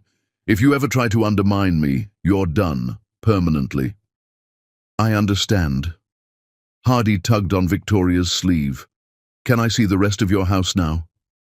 Victoria laughed through her tears. Yes, sweetheart. Let me show you. As grandmother and grandson walked toward the hallway, the remaining adults stood in uncomfortable silence. Devon cleared his throat. Well, that was intense. Ashton sank into a chair. I need a drink. Stephanie sat beside him, maintaining careful distance. That was brave. What you said to your mother. It was necessary. The dinner that followed was awkward but civil. Hardy charmed everyone with dinosaur facts. Devon and Rebecca helped bridge silences. Victoria was careful, measured, clearly terrified of saying the wrong thing. As they prepared to leave, Victoria pulled Stephanie aside. "I know I have no right to ask this," Victoria said quietly, "but please, please give Ashton a real chance, not just as Hardy's father, but as a partner. He's loved you for 6 years. Don't let my mistakes cost you both a future." "That's rich, coming from you." "I know, but I've watched my son grieve you for 5 years, and now I'm watching him come back to life." Victoria stopped. "I destroyed one chance for you both. Don't let pride destroy the second one." Stephanie wanted to be angry, but watching Ashton crouch down to zip Hardy's jacket, seeing the gentle way he smoothed their son's hair, Stephanie felt her walls crack. "I'll think about it," she said. In the car, Hardy fell asleep almost immediately. Ashton drove them back to the hotel in comfortable silence. "Thank you," he said as they pulled up, "for giving my mother a chance, for bringing Hardy." "Don't thank me yet. We still have a lot to figure out." "I know. Custody arrangements, visitation schedules." "Not tonight," Stephanie interrupted. "Tonight, let's just be grateful we survived." Ashton smiled. "Fair enough." He helped carry a sleeping Hardy upstairs. Stephanie walked him to the door. "Ashton?" "Yeah? I'm glad you're moving to New York. Hardy needs you." She paused. "And I think maybe I need you too, to figure out how to be parents together."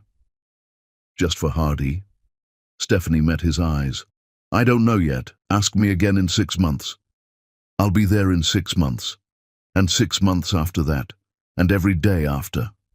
Ashton's voice was quiet but firm. "I'm not going anywhere, Stephanie. Whether we end up together or just as co-parents, I'm in this for life." "Good," she whispered, "because that's what Hardy needs." Ashton left, and Stephanie stood in the doorway watching him go. 5 years ago, they'd given up too easily. This time, they'd have to fight for trust, for forgiveness, for the chance to build something real from the ruins.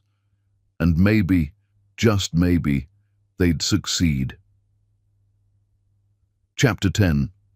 The Choice. Ashton Turner stood in his penthouse at 6 in the morning, staring at documents that would change his life. Custody agreement, signed.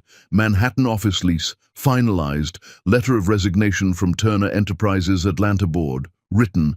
Trust fund for Hardy Turner, June, established. On his phone, a text from Stephanie sent at midnight. "Hardy asked if you're really moving to New York or if this is like when he asked for a puppy and I said, 'We'll see,' which means no. I need to know what to tell him." Ashton typed back immediately. "I'm really moving. I've already signed a lease. Tell him his dad keeps his promises." The response came quickly. "Okay, he'll be happy. See you next week." Not, "I'll be happy," just acknowledgement. Ashton picked up the finger painting Hardy had made, 2 stick figures holding hands under a crooked sun, labeled Daddy and Me. He'd hung it on his refrigerator, looked at it every morning, let it remind him why he was doing this. The phone rang. "Devon, you're really doing this, moving to New York. Lease is signed, movers come Thursday. The board is losing their minds. Let them, Greg can handle it." Ashton paused. "I spent 5 years cleaning up my father's mess, Devon. I'm done sacrificing my life for a dead man's mistakes. And Stephanie, we're taking it slow, focusing on Hardy. But you're still in love with her. Doesn't matter. She needs time, needs to see I'm serious about being Hardy's father before we can think about—" He stopped. "Maybe we'll never get back what we had. Maybe we're just going to be co-parents." "And you're okay with that?" "I have to be. Hardy's the priority now." 3 days later, Ashton knocked on Stephanie's Manhattan apartment door. She answered in bare feet and an old Columbia t-shirt, looking exhausted and beautiful. "You're early," she said. "Couldn't sleep. Wanted to see Hardy before preschool. He's eating breakfast. Fair warning. He's in a mood because I wouldn't let him wear his dinosaur costume to school." Ashton found his son at the kitchen table, arms crossed, glaring at cereal. "Hey, buddy!" "Daddy!" Hardy's mood evaporated. "Mommy says I can't wear my T-Rex costume." That's because costumes are for home and special occasions, Ashton said, sitting beside him. But this weekend we'll have a dinosaur day. You can wear your costume all day and we'll go to the museum. Really? Really? But only if you're good at school and listen to your mom. Hardy considered this, then nodded. Okay, deal. Stephanie watched from the doorway, something unreadable in her expression. After Hardy left for preschool with Naomi, Stephanie made coffee for both of them.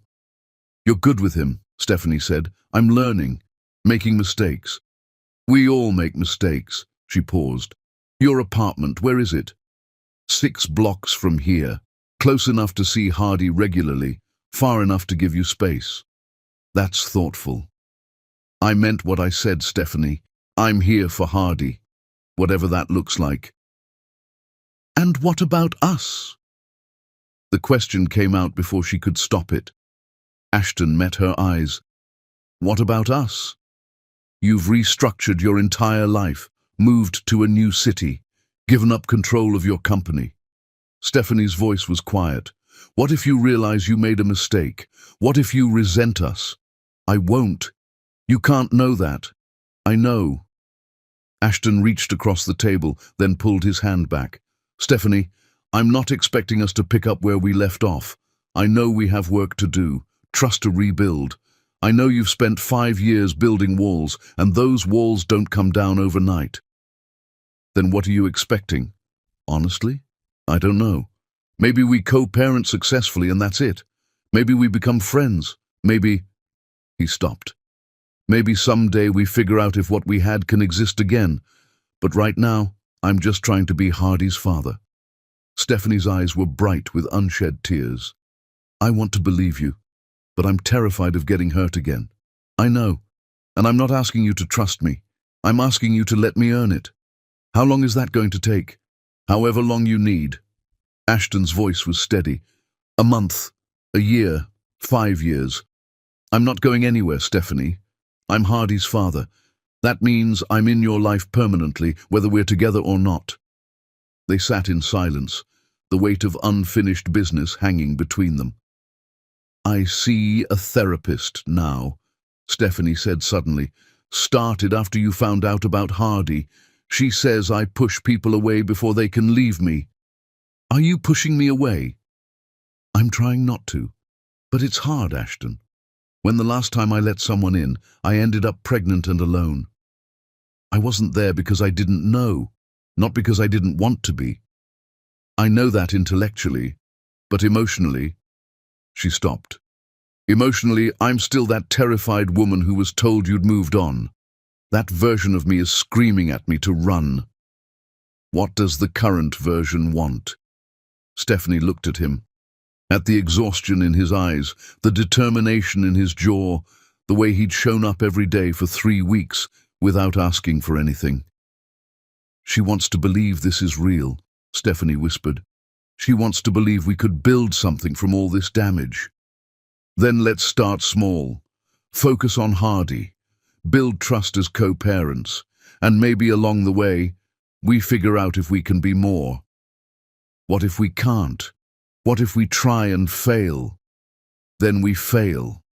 But at least we'll know we tried, and Hardy will still have 2 parents who love him. Ashton paused.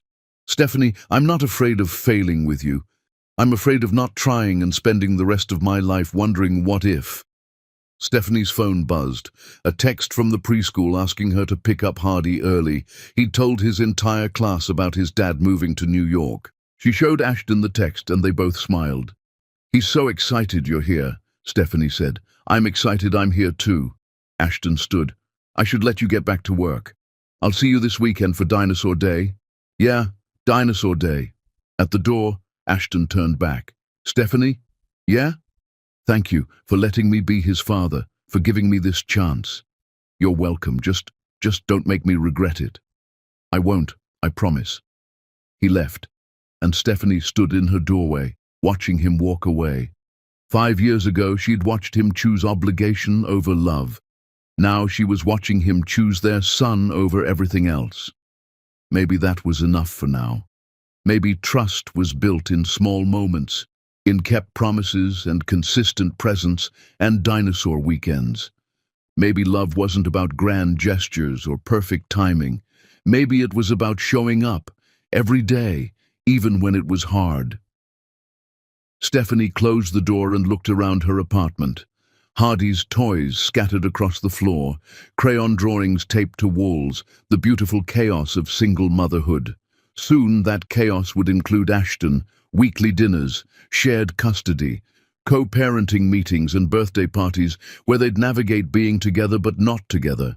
It wouldn't be easy, but looking at the calendar on her fridge, where Hardy had circled Dinosaur Day with Daddy in red marker with approximately 50 exclamation points, Stephanie thought maybe it would be worth it. Her phone buzzed. Ashton. Forgot to mention, my mother wants to FaceTime with Hardy once a week. Supervised. If you're comfortable. Stephanie typed back, let's start with once a month. See how it goes. Fair, thank you. Don't thank me. Just keep being the father Hardy deserves. I will. Promise. Stephanie set down her phone and stared out the window at Manhattan's skyline. Somewhere in this city, 6 blocks away, Ashton was unpacking boxes in an apartment he'd leased sight unseen. Somewhere in preschool, Hardy was probably still talking about dinosaurs and his dad. And somewhere in Atlanta, Victoria Turner was sitting in her first therapy session, finally facing the damage her grief had caused. Everything was uncertain, messy, complicated.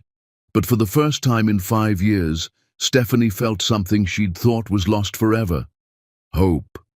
Not the naive hope of their early relationship, when everything felt easy and destined, but the hard-won hope of 2 people who'd lost each other, found each other again, and were choosing, slowly, carefully, to build something new from the ruins. It wasn't a fairy tale ending, it was something better. It was real. And that, Stephanie thought, was enough to start with.